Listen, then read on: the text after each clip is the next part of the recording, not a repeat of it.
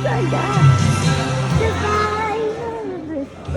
hell are you, Riverstone? How's it going tonight? You guys doing great?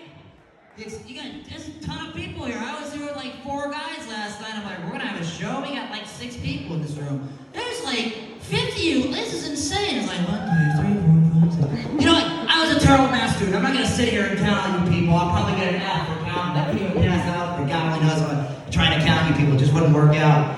But, you know, I'd rather be here at Riverstone than at Riverdance. Just gotta be honest with you. Even though I'm the only comic here who looks like he should be in Riverdance, let's just be honest with ourselves. I'm Irish, you know. I took tap. It's like I absolutely belong in Riverdance, but I'd rather be here. I'm just not old enough to be here yet, you know. We'll get there eventually. But yeah, a couple things about me. And I don't know if you noticed the Elton John song coming up, Goodbye Open Road. The only song missing from the movie Wicked. I just want to make that very clear. That was what was missing. And I don't get it because, like, Elton John and Wicked, those 2 things have a lot of things in common, if you know what I'm getting at. You know, one's a musical, the other's Elton John, you know, very flamboyant. So they both go together. And what's really disappointing is Bernie Taupin's a way better writer than Ariana Grande, so that should have been in there, like, yesterday. And he wrote We Built This City, which is a crappy song, but compared to her entire catalog, it looks like a William Shakespeare play, I'll tell you what. But yeah, so, but I'm visually impaired, and I love doing this. I've been doing this about 6 months, but when I was in school, they used to have to enlarge all my papers, so they were like massive.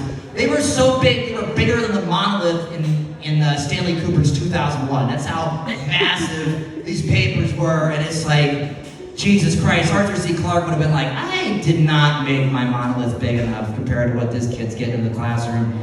But besides being a fan of Arthur C. Clarke, I got to see my Lord and Savior this year. Not Jesus Christ, Stephen King. That's my Lord and Savior. I'm happy to come out and tell you guys that. I had to take a stand right here and tell you guys that Stephen King is my Lord and Savior. But it was great. I got to go see him and like have a little, you know, go to the Miami Book Fair and see him and everything. It was awesome. But I didn't know if I was going to get in. I managed to like squeeze my way in there somehow. And it was great. And they had a question and answer segment. And I don't know if you've ever done like a Q&A segment, but most Q&As go like this. They go, sir, do you have a question? Yeah, I just want to let you know, Mr. King, he's such an admirer. I admire him so much. He got me through my divorce. He got me through my trauma. Carrie was so influential to me and so much to shine. Ma'am, do you have a question? Oh, I love. It's so disappointing. She's like this pissed off right now. Chris Stefano from New York.